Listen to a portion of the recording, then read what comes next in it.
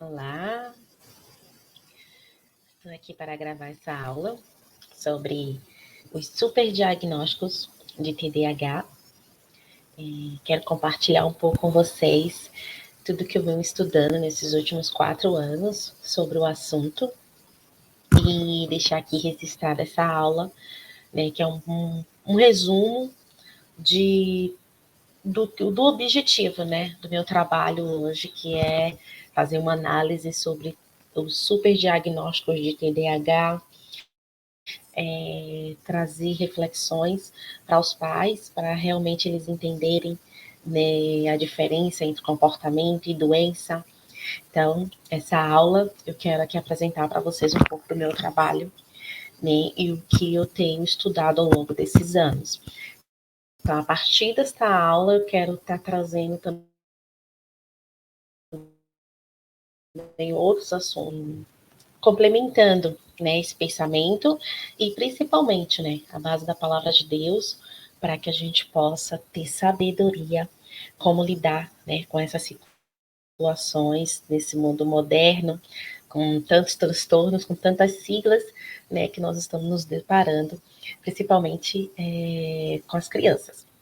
Então, eu vou me apresentar para vocês, né, quem não me conhece, o meu nome é Ana Carolina, sou esposa do pastor Marcos Vinícius, né? Nós estamos morando aqui no Rio Grande do Sul como missionários e sou pós-graduada em neuropsicopedagogia infantil e anos iniciais, né? Cristã, casada e a mãe, né? Do Benjamin, do Matias e da Maria. E é uma alegria para mim, né? A neuropsicopedagogia, porque ela me deu essa oportunidade de eu entender melhor todo o contexto do aprendizado, né, que acontece com a criança.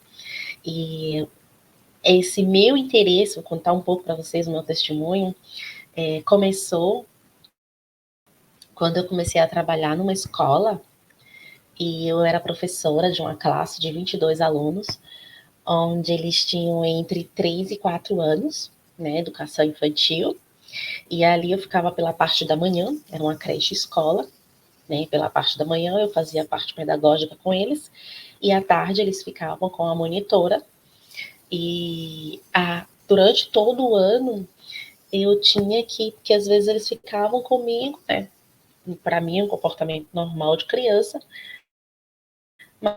mas durante a tarde com a monitora, ela tinha às vezes alguma reclamação, algo que tinha que resolver, né, e eu como professor, né, como regente da turma, eu que tinha que ir, né, até os pais, se tivesse algum tipo de relatório, né, mas era responsável para aquela classe, por responder, né, pelas coisas que aconteciam ali, digamos, parte administrativa. E durante o ano era questionado muito os comportamentos das crianças, de algumas crianças.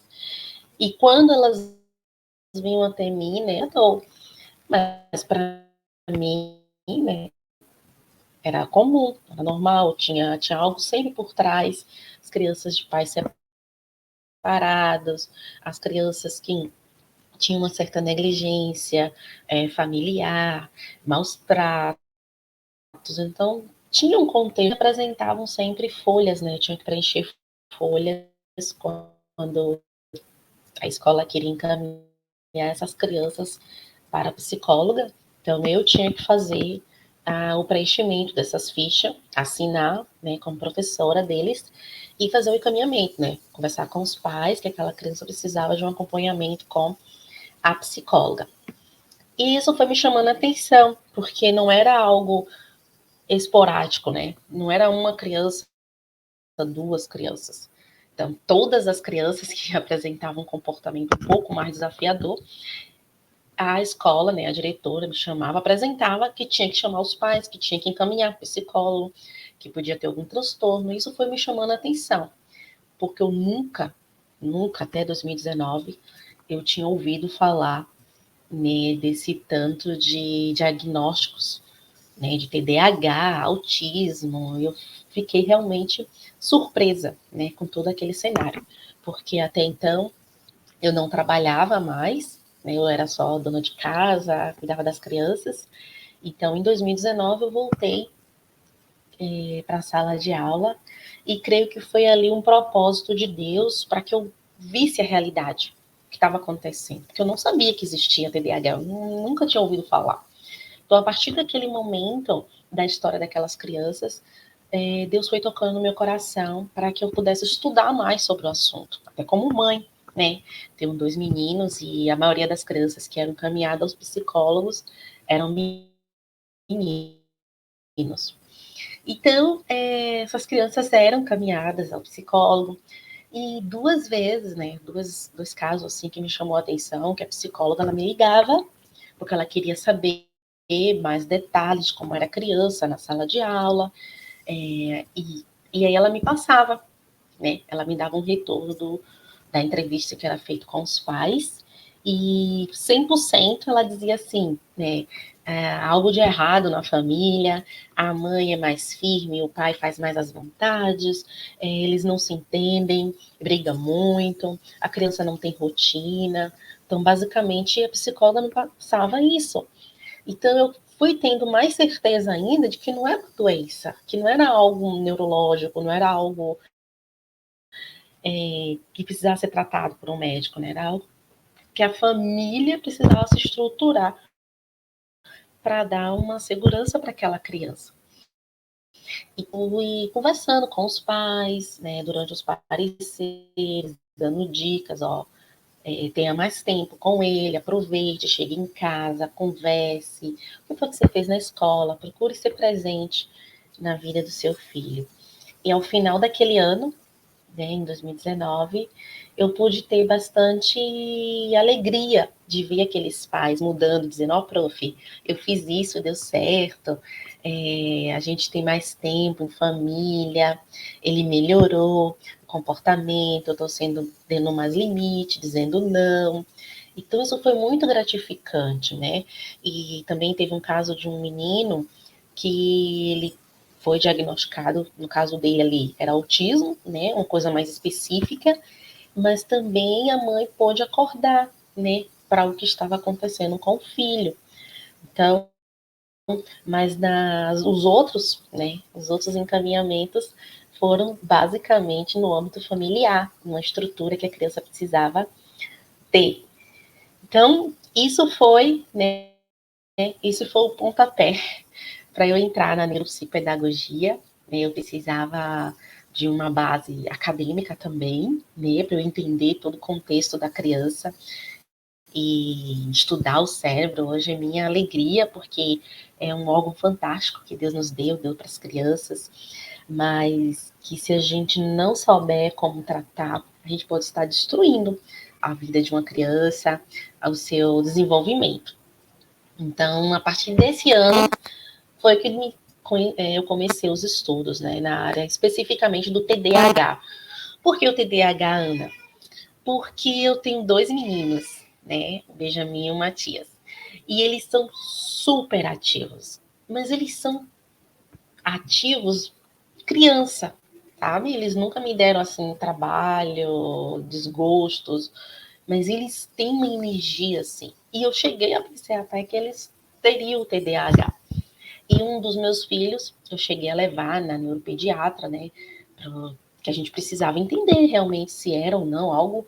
Eu comecei os estudos, mas eu ainda tinha aquela dúvida. Meu Deus, será que é ou não é uma doença? Então eu preciso cuidar do meu filho, porque ele tem essas características. É super agitado, gosta de correr, né? E não para, gosta de falar. Então, nós levamos, né, o nosso filho na neuropediatra. E mais uma vez ali eu vi, né, o cuidado de Deus, a mão do Senhor com aquela profissional. E Deus ali me despertando de que eu precisava estudar mais sobre esse assunto. E despertar mais famílias para o mal, né, que estava acontecendo. Aquela neuropediatra, ela fez todos os testes com o Benjamin, conversou, foram 2 consultas. E assim, ela disse, olha, ele não tem nada, ele tinha 5 anos na época, é uma criança saudável, normal, ativa, então vocês têm que procurar direcionar essa energia dele, né? Colocar uma atividade física, música. Então nós colocamos o Benjamin na música e aos poucos a gente foi mudando a rotina dele, tirando as telas, a leitura em voz alta, né? A leitura entrou na nossa família através também de todos esses estudos, e isso fez uma grande diferença na vida deles. Então, eu fui vendo que Deus foi trabalhando, né? Primeiramente em mim, na vida da minha família. Eu fui vendo também muitas coisas que havia em mim, né? Como ansiedade, eu sempre muito agitada, gostando de fazer várias coisas ao mesmo tempo. O quanto isso também refletia. Então, a gente vai juntando, né? Tudo é uma construção, um contexto da criança, e a gente vai vendo que no final ela só reflete aquilo que ela está sendo, no meio que ela está inserida. E o TDAH hoje, para mim, ele é o contexto, né? No mundo onde essas crianças estão vivendo, não como uma doença, mas o reflexo dessa superestimulação que as crianças estão vivendo e os pensamentos, né, vindo realmente um atrás do outro, acelerados, essa hiperatividade, mas não como uma doença, tá? E isso causa a falta de atenção, né? Transtorno de déficit de atenção e hiperatividade. Então, essa criança, como é que ela vai ter atenção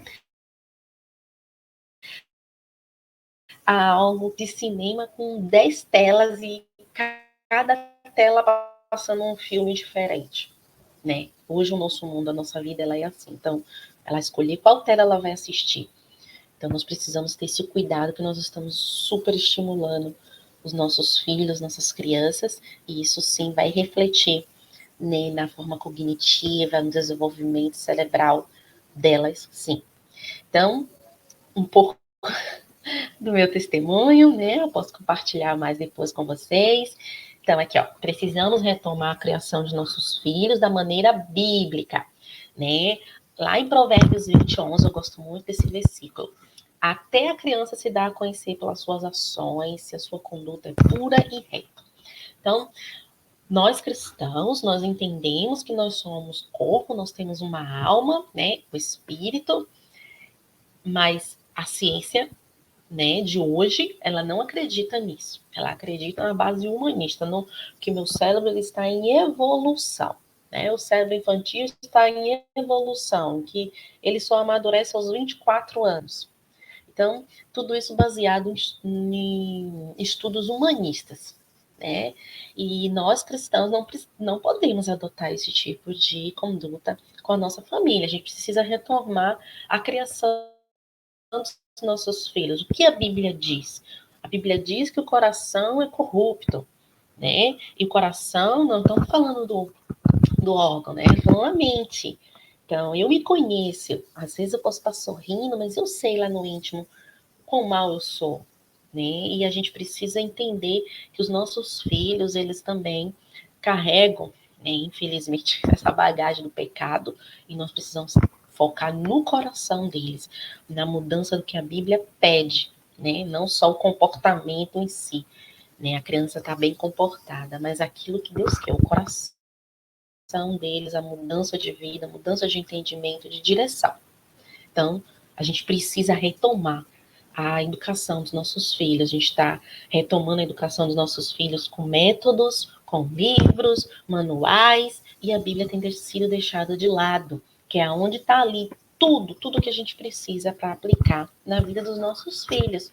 Eu quero até abrir um parênteses aqui, que esse vídeo ele não tem um teor médico, não sou médica, tá? Existem as doenças que infelizmente nós herdamos com a queda, o pecado, nosso corpo, nós podemos estar doentes, precisar da medicina, é bênção de Deus, tá? Mas a gente não pode esquecer do coração, do que a palavra de Deus diz, o quanto nós somos corruptos no nosso coração e que isso de prejudicar, né, a nossa saúde, a nossa mente, a mente dos nossos filhos. Então, nós devemos estar sempre atentos. Então, eu não sou médica, né, eu sempre falo que para os pais, tenha sempre um profissional de confiança, um pediatra de confiança, onde vocês possam todo ano fazer um check-up com as crianças, visão, audição, exames de sangue, né, checar anemia, porque tudo isso sim influencia no comportamento da criança, né? Criança que não escuta bem, ela não vai estar na sala de aula, ela não vai entender o que a professora está falando.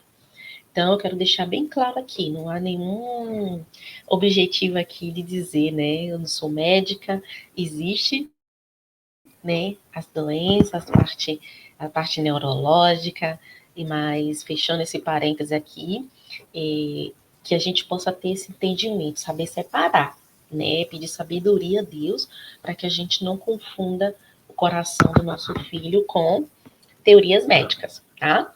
Então, por que precisamos falar sobre o TDAH, né? Pais preocupados e com dúvidas sobre o assunto, né? Cada vez mais os pais me procuram, mas Ana, a professora falou isso, ele não presta atenção na aula, ele é bom em matemática e ruim em português. Então, os pais estão preocupados, eles estão sem saber, né? Então, o meu maior objetivo aqui não é dizer, Ana acha, eu acho que você tem que fazer isso. Não, eu quero trazer reflexões, né? Para que vocês, junto comigo, vocês analisem, peçam sabedoria a Deus. Olha, Deus, eu creio nisso. Oh, Ana, me desculpa, eu não acredito assim. Tudo bem. Mas ao longo desses 3 anos, eu tenho visto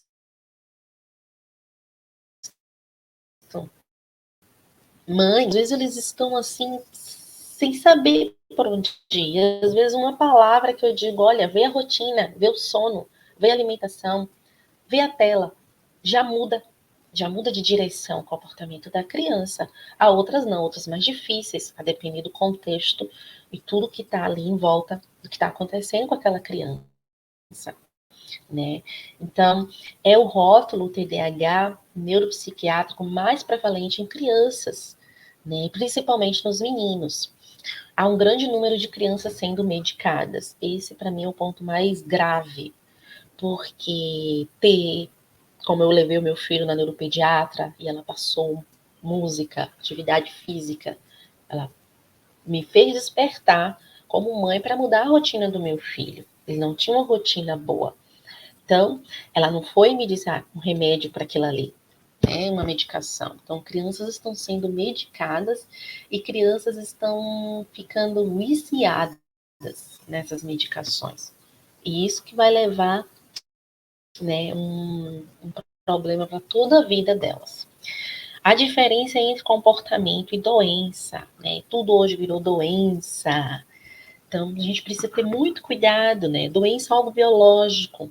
Eu tô com anemia, fiz um exame de sangue, tá lá um marcador biológico. Ó, sua anemia tá baixa. Não, vou dizer pro doutor, não, o senhor tá maluco, não tô com anemia, eu tô me sentindo bem. Não, mas aqui tá marcando que você tá com anemia. Então, isso pode desenvolver uma doença, né? E o que é comportamento? Então, será que só o comportamento? O que eu preciso fazer para modificar? A Bíblia diz que a gente tem que educar os nossos filhos, né, ali todo dia, ao levantar, ao acordar, na mesa. Não é fácil. E hoje eu creio que muitos pais têm abraçado a ideia do TDAH para se isentar dessa culpa da educação das crianças.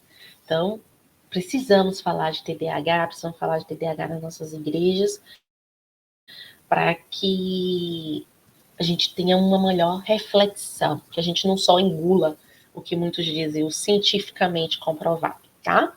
Então, eu trouxe aqui um pouco o cenário da história, porque o TDAH, ele já mudou de nome várias vezes durante a história. Só por aí a gente tira a dúvida, a gente fica com a pulga atrás da orelha. Poxa, a doença começou com um A e agora lá o nome dela é Z, em uma questão muito curta de tempo. Então, houve epidemias, né, como em 1917 ali, de cefalite, então os médicos começaram a achar que estava tendo problema, né, no lombo frontal aqui das crianças, que é onde eles falam muito, né, que essa região do lombo frontal, onde acontecem as funções executivas. Então, eles batem muito nessa tecla, mas não há exames que vá mostrar nenhum tipo de dano, né, ligado ao TDAH, tá? Pode ser ligado a outras doenças, como assim, eu acredito que esses estudos antigos relacionados realmente a transtornos não, mas a lesões cerebrais verídicas, né? Mas como não existia ainda tantos exames de imagem, né, as máquinas, então eu acredito nessa época, nessa era de lesões, de problemas que realmente neurológicos que existiam. Mas que ao longo dos anos, né, aí vai aqui, ó, disfunção cerebral mínima. Então os médicos já mudou aí o nome, não era mais, né, a ablação que eles falam do lombro frontal. Eles chamam da disfunção cerebral mínima, então que é como se qual o padrão de normalidade para eu dizer para você que você tem uma disfunção cerebral mínima, né? Eles colocaram mínima como quem diz a criança é um pouco mais imperativa, então ela tem uma mínima disfunção cerebral. Então, já mudou o nome, já começa a ficar perigoso. Então, depois ele mudou, veio o DSM, né, para o transtorno hipercinético, que era a criança muito agitada, e eles têm até aquela dieta, né, de Feingold, que ele diz que é uma dieta que as crianças, tirando alguns alimentos, que a criança deixaria de ser hiperativa. Hoje nós sabemos que sim, né, o açúcar, ele é um grande incentivador para a criança ficar agitada. Então, se nós sabemos, vamos cortar mais açúcar, né? Tirar o açúcar da dieta da criança e trazer alimentos mais saudáveis. Isso sim, né? Então a gente vê que teve soluções aqui que não era tratado realmente como uma doença.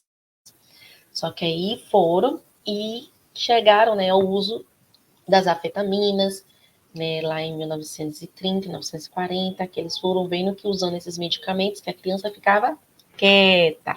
Então, a criança virava um zumbi. Então, para eles ali era a solução da criança, né, se comportar. E hoje, né, nós temos o TDAH, transtorno déficit de atenção e hiperatividade, que é feito, né, o diagnóstico com base de testes psicológicos, né, entrevistas, anamneses que os psiquiatras, neuropediatras fazem.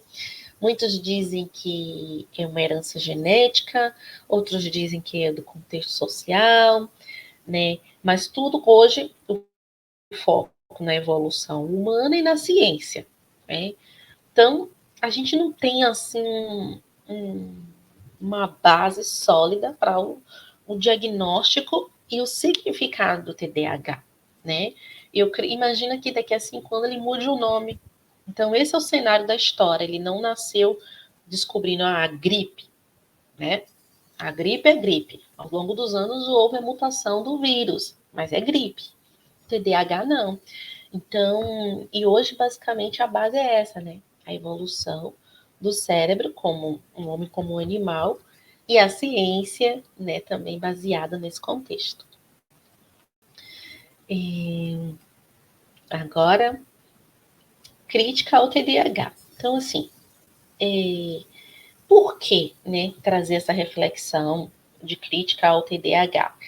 Esse é o Dr. Russell Barkley. Ele é hoje a maior referência do TDAH, né, de livros, explicações, à base dos profissionais, né, muitos baseiam-se nas teorias dos estudos do professor Russell. E o TDAH, ele tem a gente vai ver um pouco de vários significados. É um transtorno neurobiológico, é uma doença, é algo. Então, eu trouxe aqui o Dr. Russell, né, o que ele fala lá na conferência sobre TDAH, com um ponto de partida. Por que eu critico? Por que a dúvida nessa fase? Porque as pessoas dizem assim, ciência, tá, até que ponto essa ciência ela é sólida, verdadeira, eu posso acreditar realmente. Nós precisamos ter esse senso crítico, né? A boa ciência, ela tem que dar espaço para dúvida, para outras opiniões, né? Então ele fala aqui, ó, você tem um cérebro. Então ele diz que a parte de trás é onde você aprende e a parte da frente é onde você executa, que você faz. E o TDAH o separa, ou seja, eu não consigo aprender, então eu não vou conseguir executar, tá? Então, mas só que aí a fala dele vai se perdendo, ó. Você pode ser o garoto mais brilhante do mundo, não vai importar. Você tem um verdadeiro problema em suas mãos. Então ele fala aqui, ó, o TDAH são déficits neurogenéticos. Como assim neurogenéticos, né? Qual o exame? O que prova que algo geneticamente ali modificado naquela criança? Então, ele diz que os medicamentos são absolutamente justificáveis. Tá, e esses medicamentos vão agir aonde? Vocês conhecem alguma criança? Elas, né, mais para frente a gente vai falar um pouco sobre os medicamentos. Então, você tem um distúrbio neurogenético, ele diz. E você vai precisar de terapias neurogenéticas, né? Mas, assim, 80% das pessoas, que ele diz que tem TDAH, tomarão medicamentos por algum tempo em sua vida, ou para todo sempre. Então, ele conclui na fala dele, né, para concluir para vocês, que o TDAH ele é o diabetes da psiquiatria, que é uma doença crônica, não há cura para esse transtorno. Então, você imagina que o seu filho pode ter o TDAH e aí você, doença crônica, não há cura. Então, como a gente explica que as crianças que têm TDAH, uma doença crônica, sem exames, marcadores biológicos ali que comprovem, que a diabetes você faz o exame, né? A insulina ali no sangue. Então, e o TDAH? Um teste? Se eu der um diagnóstico errado para uma criança que ela está passando por um processo de separação do mesmo cognitiva da hora da leitura, né, gaguejar, alguma coisa assim, e eu dar esse rótulo, colocar esse peso na vida de uma criança. É uma doença crônica, ele está falando aqui, Dr. Russell. Então, muitas pessoas eu vejo falar assim, um transtorno do neurodesenvolvimento, mas ele está dizendo aqui que é uma doença crônica. E que se não cuidar, que isso vai trazer consequências na vida adulta dessa criança. Então, é algo muito sério. Quando você chega e dá um diagnóstico desse a uma criança, medica ela, né, principalmente na fase ali do desenvolvimento, 4, 5 anos. Então, é algo bem sério. Então, por isso que eu quero trazer essas reflexões para vocês. Essa crítica. Não para dizer assim, eu acho que ele está errado, mas a própria fala dele nos traz a reflexão. Será que é tudo isso? É verdade? O que eu posso estudar mais para investigar se isso é verdade ou não, né? Que os pais tenham essa curiosidade de estudar, buscar assuntos, livros. Eu sei que é difícil hoje, às vezes, a tradução, mas existe bastante artigos científicos, né? Assim como existe a favor do TDAH, existe artigos científicos sim contra, né? Pesquisem, procure opiniões das pessoas, a olhar, conhecer o seu filho, sua filha. Então, aqui, ó, TDAH como uma construção social. E aqui já entra o porquê eu quero trazer essa reflexão para vocês. O TDAH, ele não é uma doença que as crianças contraem ou herdam, né? Em vez disso, o TDAH é um rótulo que as crianças adquirem de pessoas que aprenderam a interpretar o mau comportamento do filho a partir do modelo médico. Então, tem lá o modelo desatento, hiperativo, o modelo que ele um pouco dos dois, né? Hiperativo e desatento. E ali ele não presta atenção, mas também é hiperativo demais. E aí aqui, ó, o doutor George Shield categorizou as crianças com TDAH, diz que elas são inteligentes. Já lá o doutor Russell disse que não, que por mais que seja uma criança brilhante, que ele não vai ter sucesso na vida. Já ele aqui, o doutor George, está dizendo que as crianças são inteligentes, mas não conseguem se concentrar. Agora eu pergunto para vocês, qual criança hoje, com tantos super estímulos, consegue se concentrar da maneira mais correta, sem que a gente esteja ali instruindo, chamando atenção, chamando para o dever, chamando para a atividade, né? Então, assim, ó, como podemos nivelar a normalidade desse comportamento? Né? Eu vou chegar numa sala, meu filho, aquele é normal, aquela criança não é normal. Onde é que está essa tabela de nivelação? Né? Lembrando que sempre buscando orientação médica de profissionais corretos. Mas aqui o foco é o comportamento, tá? Eu não posso chegar. Hoje, todas as crianças que têm um comportamento não fica sentado, não gosta. É a criança que gosta de ficar ativa, não é porque ela tem algum problema ou doença. Eu vou direcionar aquela criança, eu vou educar aquela criança. Ela, um diamante bruto. Qual é a minha função como mãe? Ensinar o caminho. O caminho, quando fala, não é o caminho só bíblico, o caminho que vai levar ao céu, o caminho moral, o caminho das virtudes, o caminho das atitudes corretas, daquilo que é bom, daquilo que é verdadeiro. Então, eu tenho essa função como mãe, passar para os meus filhos. E é fácil, não. É todos os dias. Como nivelar a normalidade em um mundo tão superestimulado? E hoje as crianças de 9, 10 anos já possuem tela, já possuem celular. E os pais muitas vezes nem monitoram o que essas crianças estão vendo. Então, aqui, ó, os psiquiatras Peter e Sami, que são psiquiatras, eles são contra a patologia dos sintomas do TDAH.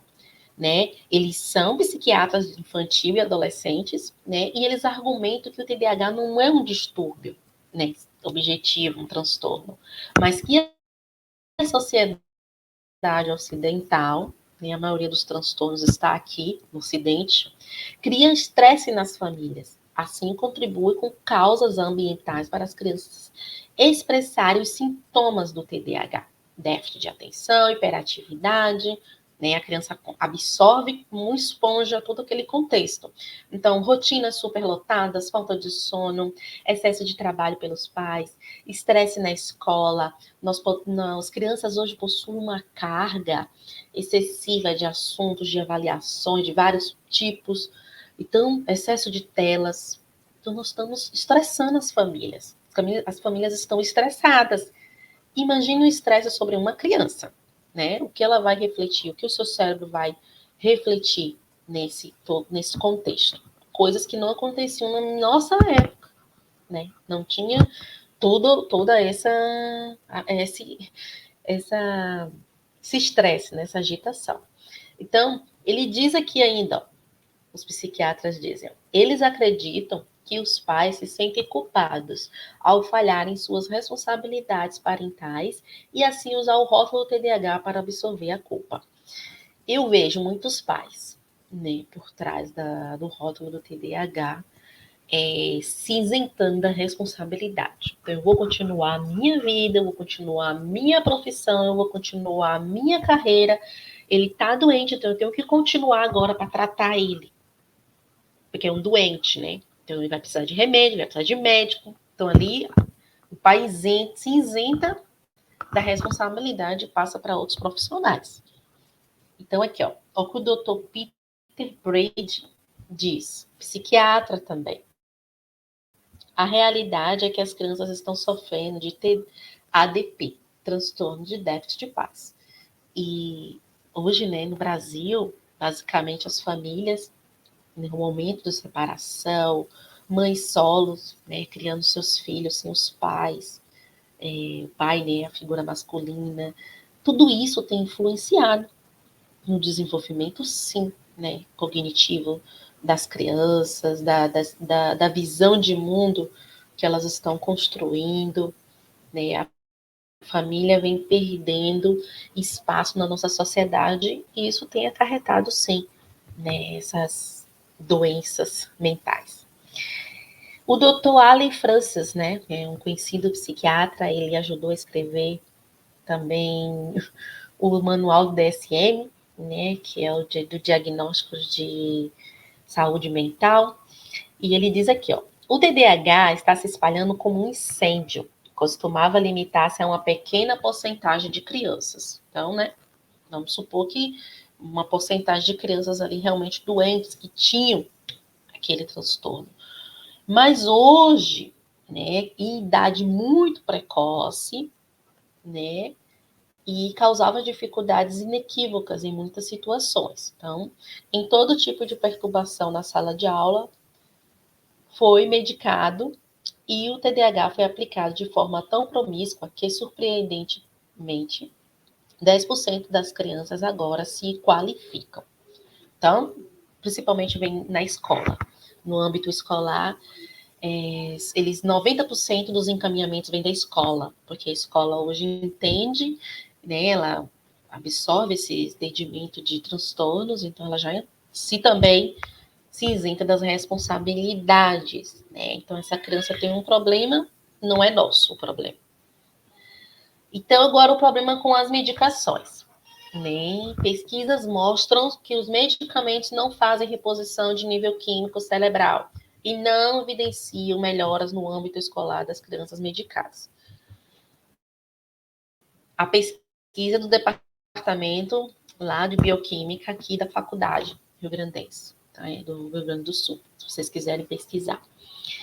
O déficit da memória de neurônios, né, a perca da memória a longo prazo dos neurônios, são alguns dos efeitos que esses remédios causam. Por exemplo, a Ritalina. Pode ter pelo cérebro em desenvolvimento. Né? O nosso cérebro, ele tem uma membrana, né, uma membrana que o envolve, e essa membrana, ela protege o nosso cérebro, né, de bactérias, vírus e fungos penetrar literalmente no cérebro, né, a membrana. E esses medicamentos, eles conseguem penetrar essa membrana e eles conseguem realmente afetar áreas do cérebro que estavam saudáveis. Então, fica aqui a nossa reflexão, dúvida, né? Porque também eu vejo muitos pais dizer, depois que ele tomou o medicamento, ele é outra criança. Sim, né? Vai ter melhoras em algumas áreas, mas a que custo? Né? O Brasil hoje ele é o segundo maior consumidor de Ritalina do mundo. Então, eu conheço um centro, né? Eu descobri um centro de revitalização de drogados, né? Para rapazes. E agora, né, eles trabalham com crianças a partir de 5 anos. Não só crianças que têm desenvolvimento em família com drogas ilícitas, né, mas com medicação, com esse tipo de medicação. Então, eles também trabalham, só que as famílias se sentem envergonhadas, né? Como é que você vai levar uma criança de 5, 6, 7 anos para um centro de reabilitação para que ela pare de usar aquele medicamento, aquela droga. É uma droga esses medicamentos. Então, aqui, ó, o medicamento é uma bomba, né? Da família das afetaminas, a Ritalina, o metilfenidato tem o mesmo mecanismo de qualquer estimulante, inclusive a cocaína, aumentando a concentração de dopamina na sinapse. Então, a dopamina, tchum, sempre aquele up, né? Que a criança vai receber. E depois que ela voltar ao padrão, a criança vai sentir falta de novo, e aí vai voltar aquele ritmo para ter mais dopamina. Vamos colocar mais remédio para ela. Então a criança sossega, para de incomodar, de questionar, tem um comportamento de zumbi-like, que até a própria medicina chama esse termo zumbi-like. Ou seja, vira um zumbi, um robozinho, né? Sem emoções, um alívio para os pais, um alívio para as professoras, que não vai ter trabalho nenhum, né, com essas crianças. Novamente, lembrando para vocês, a importância do acompanhamento com o médico, com o pediatra, né? Quero trazer a reflexão aqui, aquilo que muitas vezes é nossa responsabilidade, um comportamento, e a gente delega para outra pessoa e estamos delegando da forma mais cruel com as crianças, principalmente na parte das medicações. Então, aqui a pediatra Maria Aparecida, que é titular do Departamento de Pediatria da Faculdade de Ciências Médicas da Unicamp, ela fez uma declaração sobre essas medicações. A gente corre o risco de fazer um genocídio do futuro. Ela disse a entrevista no portal da Unicamp. Está lá no site, se vocês quiserem ver. Quem está sendo medicado são as crianças questionadoras, que não se submetem facilmente às regras. Então, a gente tem que ter um trabalho maior com essas crianças. E aquelas que sonham, né? Tem fantasia, utopias, viajam, né? Com isso, o que está sendo abortado? Então, nós estamos abortando a imaginação de muitas crianças, que Deus fez assim. Colocou nelas uma capacidade de enxergar um mundo diferente, como eu enxergo, né? Deus não criou, nós não somos meio da evolução humanista. Deus criou cada ser de uma forma especial e única. E as crianças, a gente precisa enxergar elas dessa forma. Então, agora trazer um pouco para vocês aqui o que a Bíblia diz, né? Porque a Bíblia, ela trata de todos os assuntos. Ela não vai estar lá escrito TDAH, mas ela vai falar assim, onde tem que estar a minha atenção, que a agitação do coração, a hiperatividade, algo do coração, né? E como eu devo tratar esses problemas. Então, nós estamos num estado caído, depravado. O nosso coração também está. E o coração das nossas crianças também está. E nós precisamos estar atento a isso.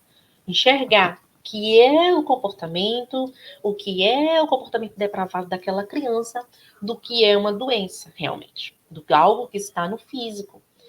Precisamos ter essa sensibilidade e usar a palavra de Deus. Então, lá em Romanos 7:24 diz: miserável homem que sou, quem me livrará o corpo da morte? E lá em Jeremias 17:9, enganoso é o coração, mais do que todas as coisas, e perverso, quem o conhecerá? Então, precisamos trazer a palavra de Deus para o nosso lar, para as nossas vidas, né? A gente está trazendo métodos, cursos, frases, metodologias, e a Bíblia é deixada de lado. Enquanto lá nós temos todo o tesouro para cuidar da nossa família, do nosso casamento, dos nossos filhos. Então a Bíblia, ela não lida com a atenção da criança apenas, né, focando no comportamento, mas na sua natureza psicossomática, né? Nós somos corpo, alma e espírito. Então a Bíblia, ela vai tratar os olhos, o ouvido, o coração, a mente, o comportamento, tudo conectado em um único pensamento, né? Então, lá em Efésios 4 diz, né? Despojar-se do homem velho, revestir-se do novo. Então, a Bíblia, ela nos dá essa capacidade integral, tá? O homem integral. As pessoas querem separar. O meu corpo, o médico trata, a mente, Deus trata. Claro, mais uma vez, existem os médicos que o Senhor deu capacidade, existe a medicina, as medicações para aquilo que está trazendo sofrimento ao nosso corpo, à nossa carne. Sim, mas nós estamos caminhando por uma linha em que tudo nós estamos querendo um medicamento, um remédio, onde a palavra de Deus diz que é outra coisa, que é uma mudança de coração, que é uma mudança de caminho, de direção que nós precisamos tomar. E lá no livro de Provérbios nós vamos ver muito isso, né? Atentar os olhos, filho meu, atenta às minhas palavras, filho meu, ouve a minha voz, filho meu, ouve a orientação do teu pai, da tua mãe. Então, sempre chamando a atenção. Então, a Bíblia, ela é rica em sabedoria para entender as nossas mentes. Né? Nós precisamos renovar a nossa mente para que o nosso pensamento e o nosso comportamento sejam transformados. E nós precisamos apresentar isso às crianças, né? A gente acha que muitas vezes que a Bíblia, que a salvação é para entendimento do adulto, mas as crianças sim, né? Que Jesus disse: deixai vir a mim as crianças, porque delas é o reino dos céus, né? Aquele que se tornar como uma criança entrará no reino dos céus. Então, como aplicar esses princípios da Bíblia ao TDAH e a outros desafios mentais? A gente precisa entendendo, reconhecer quem somos nós. Qual é a minha identidade? Para que eu fui criada? Ana Carolina, para que eu fui criada, né? Para louvor e glória de Deus, para honrar e glorificar o nome dele, né? E a minha vida não é minha vida. A minha vida é um instrumento para Deus agir, para Deus transformar. Então, as crianças também são assim. Nós precisamos apresentar, né, Os nossos filhos, nossas crianças, eles foram criados à imagem e semelhança de Deus, mas por conta do pecado, houve a queda, o homem caiu e necessita urgente voltar, né, para Jesus, que é o autor e consumador da nossa fé. E isso por meio de quê? A gente vai saber. Como eu vou apresentar isso às crianças? Por meio da palavra. A gente precisa se capacitar. Ler a Bíblia com os nossos filhos. Colocar essa esperança no coração deles, que eles podem vencer um momento de raiva, um momento que está nervoso, desobedecer o papai e a mamãe. Não pode ser, a desobediência não pode ser uma condição medicina, uma condição médica, mas sim uma condição do coração. Eu conheço famílias de filhos autistas, né, do nível do grau mais grave, e as crianças conseguem, os pais conseguem ter entendimento e ensinar essas crianças no caminho do Senhor, ao ponto das crianças até não verbais, delas balbuciarem, quando elas escutam os 3 palavrinhas, e elas ali cantarolar. Então você consegue entender que eles aprendem, né, que há algo a mais, não só a alimentação ali da doença, no caso, do autismo, né? Então, no TDAH, literalmente para mim, é uma situação, comportamento, sim, né? Pode haver por trás a manifestação de alguma doença, mas algo que pode ser tratado, não como uma doença crônica, como dizem, e que as crianças estão condenadas a tomar essas medicações. Então, só lá em Provérbios 4, de 20 a 27, a gente pode lidar com 8 dos 9 critérios do DSM sobre desatenção. Precisamos ler a Bíblia mais, né, para a gente poder ajudar os nossos filhos a lidar.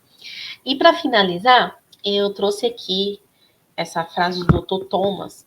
Ele é PhD, neurocientista, e a fonte principal deles é tratar essa neurodiversidade das crianças, o TDAH, né? Ele traz bastante reflexões sobre esse contexto contra, né, o TDAH no sentido médico, né?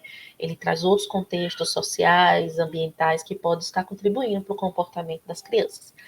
E ele diz aqui, ó, o TDAH é um diagnóstico popular no mundo de hoje, porque serve como uma maneira elegante de explicar as complexidades da vida do século XXI.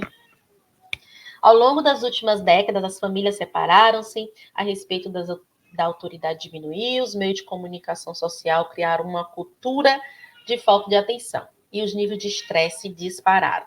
Quando os nossos filhos começam a desmoronar e agir sob pressão, é conveniente criar um termo que pareça científico para rotulá-los. Medicamentos para abafar seus sintomas e todo um arsenal de livros de exercícios, vídeos e materiais de instrução sobre TDAH para usar.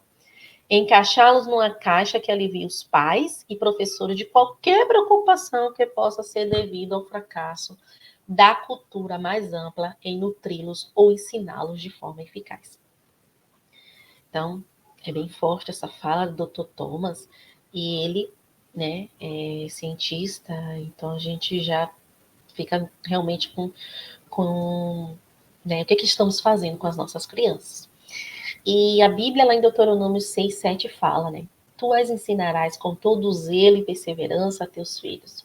Conversarás sobre as Escrituras quando estiveres sentado à tua casa, quando estiveres andando pelo caminho, ao te deitares e ao te levantares. Que possamos praticar isso nos nossos lares. Vocês vão ver a diferença, dá trabalho. O mundo super estimulado não está só para as crianças, mas está para os adultos também, para nós. E precisamos estar atentos a esses detalhes, né? Que Deus nos dê sabedoria. Né? Eu volto a repetir aqui, o meu objetivo é trazer essa reflexão de que nós pais não possamos engolir, né, tudo aquilo que está sendo falado, tá, o TDAH, a condenação do rótulo nos nossos filhos. Que possamos buscar estudar, ver, isso é verdade, Deus, me dá sabedoria, me mostra um profissional capacitado que eu possa ajudar o meu filho, mas que a gente não possa entregar a eles assim, de mão beijada, né, um diagnóstico tão superficial, né, é um diagnóstico superficial. Não é algo quando você recebe um diagnóstico, né, de uma doença mais grave, né? Então, eu sinto isso, essa superficialidade do diagnóstico do TDAH e as crianças sendo condenadas a medicações, a rotinas estressantes. Então, que Deus nos dê sabedoria. Eu quero deixar isso aqui logo aqui no início do ano, realmente para que a gente possa ter esse despertamento, né, sobre o TDAH esse ano, as escolas, os pais, que tenham um novo olhar, um novo comportamento, saiba analisar realmente, né, o que está acontecendo e não siga a massa, né, não seguir toda essa cultura que nos sufoca com tantas coisas, tá bom? E vou deixar aqui, se vocês tiverem alguma dúvida, quiserem falar comigo, né, tá aqui o meu e-mail e o meu perfil no Instagram, né? Vocês podem me acompanhar aqui. Então, se vocês tiverem alguma pergunta, né, tá aqui o meu e-mail, anacarolina.r.de.oliveira@gmail.com ou lá no Instagram, Ana Carolina Olive S. Tá bom? Muito obrigada e até o próximo vídeo.